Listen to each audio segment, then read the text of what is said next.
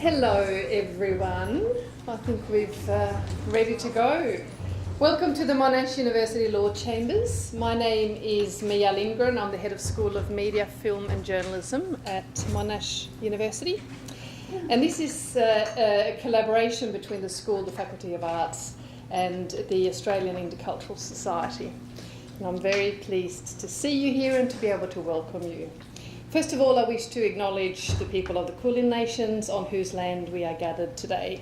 I pay my respects to their elders, past, present and future.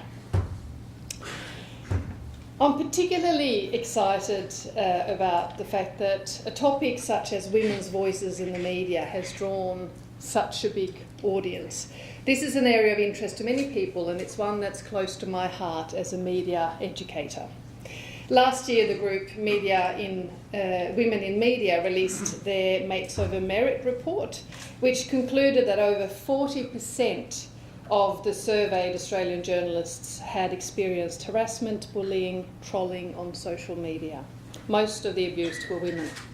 Several women said in the report that they had been silenced or even changed careers because of this harassment. And for us who educate the next generation of journalists, this is a serious consideration. So it's great that we get to talk about that today. So the title of our session is From Mansplaining to Manterruption, How to Rise Up and to Be Heard. I know. I think it's worth having a laugh at that. Whether in workplaces or online spaces, women's voices are often drowned out by male voices, ranging from the well-intentioned to the outright sexist. Our panel of very experienced journalists will share their experiences on this topic. And here, I just want to point something out to you, because usually we have this terribly common hashtag, all male panel. So what I think we're going to be doing today is proudly celebrating the hashtag all female panel. That's right. So some of the topics we'd like to touch on are: how do you counter mansplaining? How can men avoid and curb manterruptions and mansplaining in personal and professional spaces? And how do you deal with that awful online abuse?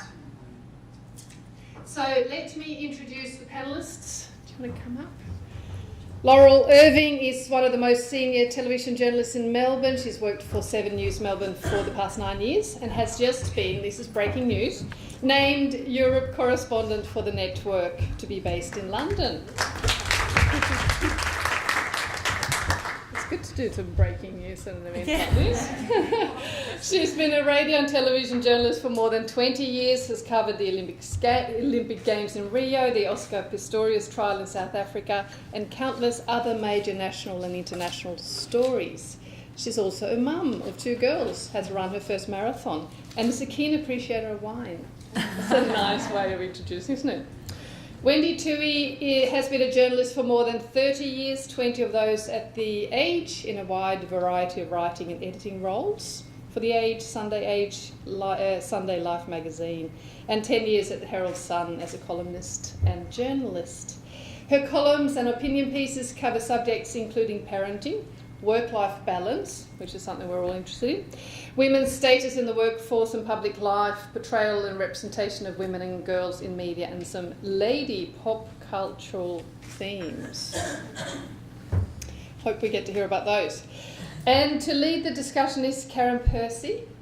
Karen is a senior reporter in the ABC Melbourne newsroom. She has 3 decades of experience reporting for the ABC in Adelaide, Alice Springs, Darwin and Sydney in radio and television.